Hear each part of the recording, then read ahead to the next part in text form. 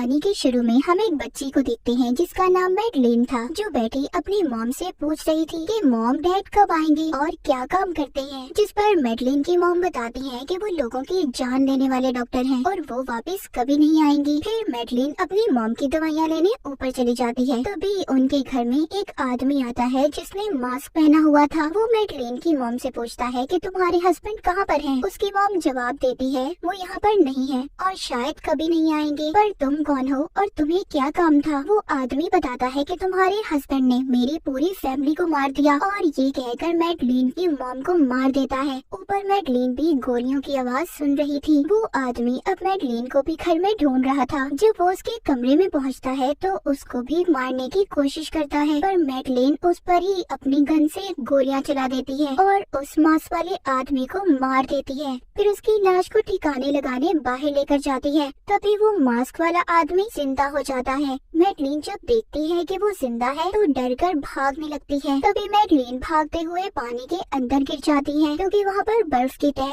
बहुत पतली थी। वो मास्क वाला आदमी जब ऐसे देखता है तो काफी परेशान हो जाता है और मैडलिन को ऐसे देखकर उसे अपनी फैमिली की याद आ रही थी कि वो कैसे तड़प तड़प कर मर गए थे। इसलिए वो वहाँ पर बर्फ की तह पर गोलियां चलाकर उसे तोड़ देता है ताकि मैडलिन खुद आसानी से वहाँ से निकल सके। और फिर वहाँ से मैडलिन को बिना कुछ कहे चला जाता है। फिर हमें काफी सालों बाद का वक्त दिखाया जाता है। मैडलिन अब बड़ी हो चुकी थी जो एक समंदर में तैर रही थी। फिर हम इस मूवी के मेन कैरेक्टर को देखते हैं जिसका नाम जेम्स बॉन्ड था, जो मैडलिन से कह रहा था कि तुम इतने वक्त से कहाँ पर थी। फिर जेम्स उसको अपने साथ एक होटल में लेकर जाता है जहाँ पर दोनों वक्त गुजारते हैं। यहाँ पर जेम्स कहता है कि मैडलिन, मैं तुम्हें कितने वक्त से जानता हूँ, मगर मुझे आज तक तुम्हारी फैमिली के बारे में कुछ भी नहीं पता। तुम कहाँ से आई हो, कौन हो? मैडलिन कहती है मैं तुम्हें सब कुछ बताऊंगी, पर तुम्हें अपनी एक पुरानी दोस्त की कब्र पर जाकर पहले उसे माफ करना होगा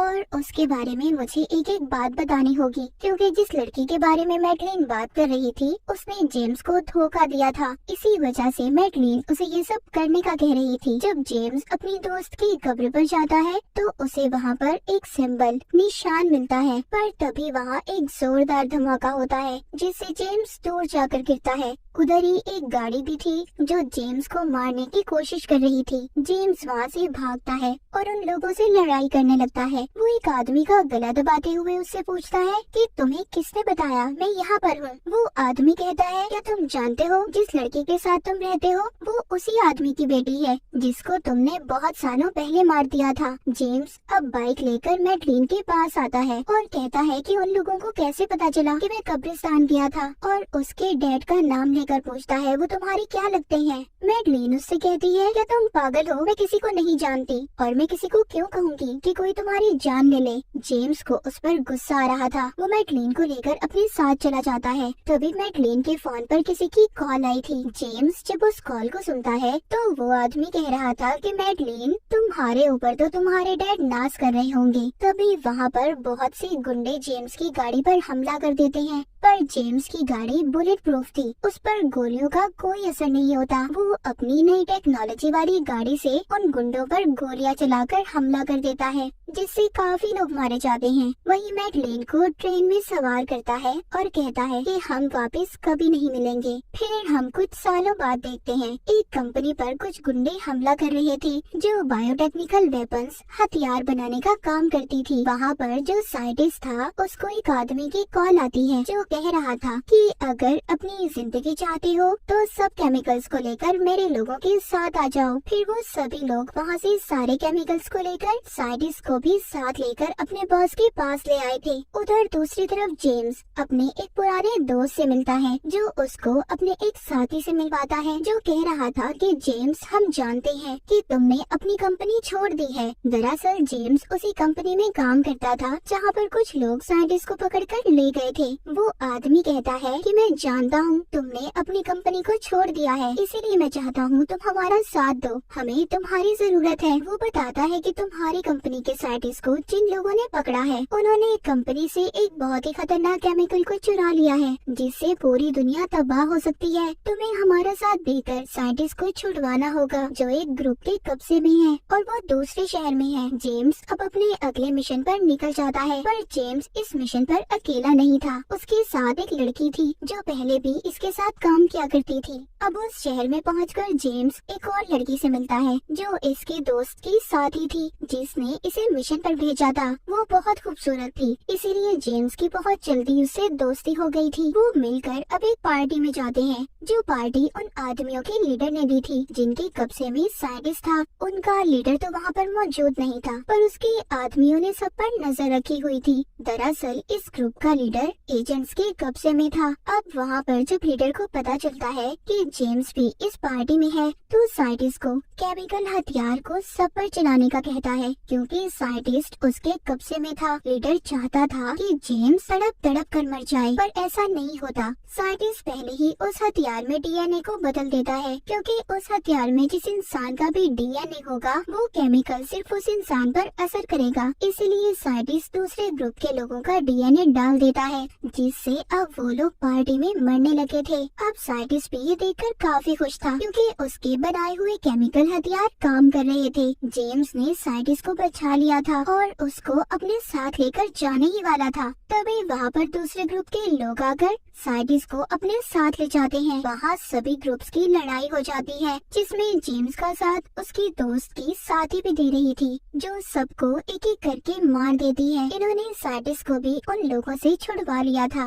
अब जेम्स के दोस्त की साथी उसको एक खुफिया दरवाजे का बताती है जिससे अब वो वहाँ से साइंटिस्ट को लेकर निकल गया था। वो एक शिप में आ गए थे जहाँ पर जेम्स का दोस्त और उसका साथी पहले ही मौजूद थे जिन्होंने इसे मिशन पर भेजा था। जेम्स यहाँ पर लाकर साइंटिस्ट से पूछता है कि इस केमिकल हथियार का असल मकसद क्या है और तुम किसके लिए काम कर रहे हो। पर तभी यहाँ पर जेम्स का दोस्त इस पर अचानक से हमला कर देता है क्योंकि ये भी अब तक जेम्स और अपने साथी को धोखा दे रहा था क्योंकि ये किसी और के साथ मिला हुआ था। ये उस शिप में अपने साथी पर गोली चला देता है और शिप में धमाका करके साइंटिस्ट को अपने साथ प्लेन में ले गया था। अब शिप में धमाके की वजह से शिप टूट जाता है और डूबने वाला था क्योंकि उसमें पानी आ रहा था। यहाँ पर जो जेम्स के दोस्त का साथी था उसको गोली लगी थी। उसको पता चल चुका था कि वो नहीं बचेगा, इसलिए वो जेम्स से जाने का कहता है। जेम्स अब एक कश्ती में बैठकर आगे बढ़ता है जिसके बाद हम मैडलिन को देखते हैं जिसके पास एक आदमी आया था। ये दोनों अपने माँ बाप को याद कर रहे थे और एक दूसरे को अपनी कहानी सुनाते हैं। फिर वो आदमी मैडलिन को एक बॉक्स देता है जिसमें वो ही मास्क था जो मैडलिन ने बचपन में देखा था। यहाँ पर हमें पता चलता है कि अब तक जो कुछ भी हो रहा था वो ये आदमी ही कर रहा था जिसका नाम सैफिन था और यही था जिसने मैडलिन की मॉम को भी मारा था। मैडलिन उससे पूछती है तुमने मेरी मॉम को क्यों मारा और अब आखिरकार तुम क्या चाहते हो। सैफिन उसको बताता है कि मेरे डैड का एक फूलों का बाग था, उनको फूल बहुत पसंद थे, लेकिन तुम्हारे डैड ने एक आदमी के कहने पर मेरे डैड को मार दिया और उनसे फूलों का बाग भी छीन लिया। लेकिन तुम जानती हो तुम्हारे डैड को तो जेम्स ने कब का मार दिया जो तुम्हारा बहुत अच्छा दोस्त है जिससे तुम प्यार भी करती हो। अब उस इंसान की बारी है जिसके कहने पर तुम्हारे डैड ने मेरे डैड को मारा था, उस आदमी को तुम मारोगी। मैडलिन सैफिन से कहती है मैं तुम्हारी बातों का क्यों यकीन करूं और तुम्हारे लिए मैं क्यों काम करूं। सैफिन कहता है कि मैं जानता हूं तुम्हारे लिए अभी भी कोई है जो तुम्हें बहुत प्यारा है। अब मैडलिन उस इंसान को खोना नहीं चाहती थी, इसीलिए सैफिन की बात मान जाती है। वो उसको यहाँ पर एक जहरीला परफ्यूम देता है जो उस आदमी के जिस्म पर लगाने से वो फौरन मर सकता था। उधर जेम्स अपने एक दोस्त के पास जाता है जो एक एजेंट था जो इससे कह रहा था क्या तुम नहीं जानते थे कि साइंटिस्ट किसी और के लिए काम कर रहा है और आखिरकार तुमने इतने साल उसके साथ काम किया था। जेम्स कहता है वो बातें अब जरूरी नहीं है, जरूरी ये है कि साइंटिस्ट कहाँ पर है और किसके लिए काम कर रहा है। हमारे लिए सिर्फ यही जरूरी है उसका दोस्त जो कि एक एजेंट मैडलिन था उसके कब्जे में वो लीडर था जिसने पहले साइंटिस्ट को अगवा करवाया था। ये जेम्स को उससे मिलने की इजाजत दे देता है क्योंकि उस आदमी को बहुत गुस्सा आता था और वो थोड़ा सा पागल भी था। इसीलिए वो यहाँ पर एक दिमाग की डॉक्टर को भी बुलवाता है जो कोई और नहीं बल्कि मैडलिन थी। बहुत सालों के बाद मैडलिन और जेम्स एक दूसरे को देखते हैं। जेम्स उससे हाथ मिलाने के लिए अपना हाथ आगे बढ़ाता है पर मैडलिन उससे हाथ नहीं मिलाती क्योंकि उसके हाथ पर जहरीला परफ्यूम लगा हुआ था। ये भी उसी आदमी को मारने आई थी जिससे जेम्स मिलने जा रहा था और ये वही आदमी था जिसके कहने पर सैफीन के डैड को मैडलिन के डैड ने मारा था। जेल के अंदर जाकर उस आदमी को इनके सामने लाया जाता है। जेम्स यहाँ पर मैडलिन का हाथ पकड़ने की कोशिश कर रहा था जिससे परफ्यूम जेम्स के हाथ पर भी लग जाता है और मैडलिन घबरा कर वहाँ से चली गई थी। जेम्स अब उस आदमी से साइंटिस्ट के बारे में पूछता है और कहता है बताओ वो कहाँ पर है, पर वो उसको कुछ नहीं बता रहा था, उल्टा उसकी माजी के बारे में बात करके उसे गुस्सा दिलवाने की कोशिश कर रहा था ताकि वो यहाँ पर गुस्से में उस पर हाथ उठाए जिससे उसे इस बात की सजा मिलेगी। जेम्स ऐसा ही करता है, उस आदमी का गला पकड़ लेता है। वो आदमी जेम्स से कहता है कि तुम एक बहुत ही खुदगर्ज इंसान हो, तुम मैडलिन के नहीं हो सकी तो किसी और की क्या होगी। जिस बात पर तुमने उसे छोड़ा था सारा प्लान मेरा था। ये सब सुनकर जेम्स उसको छोड़कर बाहर चला जाता है जिससे बाद में पता चलता है कि वो आदमी अचानक से मर गया था क्योंकि जेम्स के हाथ पर जहरीला परफ्यूम लगा हुआ था जो सिर्फ किसी आदमी के डीएनए के लिए बनाया गया था। सभी उस आदमी को मरा देख परेशान हो गए थे और सोचते हैं कि कौन है जो हमें उस इंसान तक लेकर जाएगा जिसके लिए साइंटिस्ट काम कर रहा है। वहीं पर इनकी एक असिस्टेंट कहती है क्या जेम्स तुम जानते हो मैडलिन अभी इस वक्त कहाँ पर है, क्योंकि अब वही हमें बता सकती है कि ये जहर उसे किसने दिया था। जेम्स अब मैडलिन को ढूंढता हुआ उसके पुराने घर में आ गया था जहाँ पर वो उसको बताता है कि मुझे उस आदमी ने बता दिया है कि तुमने मुझे धोखा नहीं दिया था, हो सके तो मुझे माफ कर देना पर मैं अब भी यहाँ अपने काम से आया हूँ। क्या तुम मुझे बता सकती हो कि वो आदमी कौन था जिसने तुम्हें जहर दिया था उस इंसान को मारने के लिए। मैडलिन इसको अपने डैड के कमरे में लेकर जाती है जहाँ पर इसको बताती है, वो उसको बताती है जो आदमी जेल में मर गया उसने मेरे डैड को एक फैमिली को मारने का कहा था। मेरे डैड ने सबको मार दिया पर उनमें से एक बच गया जो अभी भी जिंदा है। उनका एक आइलैंड था जिसमें फूलों का बाग था और उस इंसान का नाम सैफीन है जो अभी भी जिंदा है। उसी ने मुझे वो जहर दिया था और उसके इरादे कुछ ठीक नहीं है। वो उन्हीं पौधों में जहरीले केमिकल डालकर दुनिया को खत्म करना चाहता है और तुम्हारा दोस्त जिसने तुम्हें धोखा दिया था उन्हीं लोगों के साथ मिलकर काम कर रहा है। उधर ही मैडलिन जेम्स को एक छोटी बच्ची से भी मिलवाती है जो इन दोनों की बेटी थी जिसके बारे में मैडलिन ने कभी भी नहीं बताया था। तभी उधर कुछ लोग आ जाते हैं। मैडलिन जानती थी कि ये सैफीन के गुंडे हैं क्योंकि वो नहीं चाहता था कि उसके आइलैंड के बारे में किसी को कुछ भी पता चले। जेम्स अपनी बेटी और मैडलिन को लेकर वहाँ से भागता है पर वो लोग इन पर हमला कर रहे थे। अब जेम्स जंगल की तरफ आ गया था। मैडलिन और अपनी बेटी को एक झोपड़ी में बिठाकर खुद उन लोगों से लड़ने चला जाता है। ये एक के बाद एक उन लोगों को मार रहा था। तभी इस लड़ाई का फायदा उठाकर सैफीन वहाँ से मैडलिन और उसकी बेटी को अपनी हेलीकॉप्टर में बिठाकर ले जाता है। ये मैडलिन को अपना एक बाग दिखाता है जिससे दुनिया की आबादी को रोकने वाला था। वो अपनी फैमिली का बदला मैडलिन से ले रहा था। उसकी बेटी को उससे अलग कर देता है। यहाँ पर आइलैंड पर जेम्स और उसकी एक साथी भी पहुँच गए थे जिनके साथ जीपीएस लगा हुआ था। वहाँ पर आते ही जेम्स और उसकी साथी साइंटिस्ट को बंदी बना लेते हैं पर यहाँ पर एक स्पीकर के जरिए सैफीन उससे बात करता है। जेम्स कितनी अजीब बात है ना, मेरे पास तुम्हारी 2 मानतें हैं, क्यों ना हम बैठकर बात कर लें। अब जेम्स अपनी साथी के हवाले साइंटिस्ट को करता है और खुद सैफीन से बात करने जाता है। सैफीन के पास जेम्स की बेटी थी। वो उससे कहता है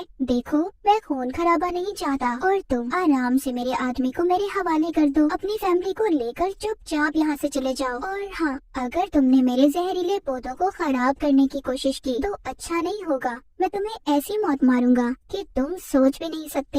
ये सुनकर जेम्स को बहुत गुस्सा आ गया था। वो सैफीन पर हमला कर देता है, पर वो एक अंडरग्राउंड रास्ते से गायब हो गया था। अब खैर जेम्स किसी तरह मैडलिन और अपनी बेटी को ढूंढ लेता है। उधर साइंटिस्ट को भी जेम्स के साथ ही केमिकल वाले पानी में गिराकर मार देती है। उधर जेम्स को उसका एजेंट दोस्त बताता है कुछ हेलीकॉप्टर उस आइलैंड की तरफ आ रही है उन जहरीले पौधों को लेने। तुम्हें जल्दी उन्हें खत्म करना होगा। जेम्स मैडलिन और अपनी बेटी को अपनी साथी के हवाले करता है, जो उन्हें यहाँ से ले जाती है और उस आइलैंड पर मिसाइल से हमला करवाने का कहता है ताकि उस आइलैंड को तबाह कर सके। लेकिन जब सैफीन को ये बात पता चलती है तो वो बड़े बड़े डोम से उन्हें सील्ड बंद कर देता है ताकि मिसाइल्स अंदर ना आ सके, पर जेम्स उन्हें हटा देता है। अब यहाँ पर सैफीन और जेम्स की लड़ाई हो जाती है, जिसमें सैफीन तो मारा गया था, पर मरते मरते वो एक जहरीली दवा जेम्स के जिस्म पर लगा देता है, जो ऐसा जहर था कि जेम्स जिसको भी हाथ लगाएगा उस इंसान की मौत हो जाएगी। जेम्स का दोस्त उसको बताता है कि इस जहर का कोई एंटीडोट, कोई तोड़ नहीं है। अब वो वक्त आ गया था, जेम्स मरने ही वाला था। मरने से पहले वो मैडलिन से बात करता है और उसे बताता है कि वो उससे बहुत प्यार करता था, जिसके बाद आसमान की तरफ अपना चेहरा करके खड़ा हो जाता है। वो मिसाइल्स के आते ही उन जहरीले पौधों के साथ मारा गया था।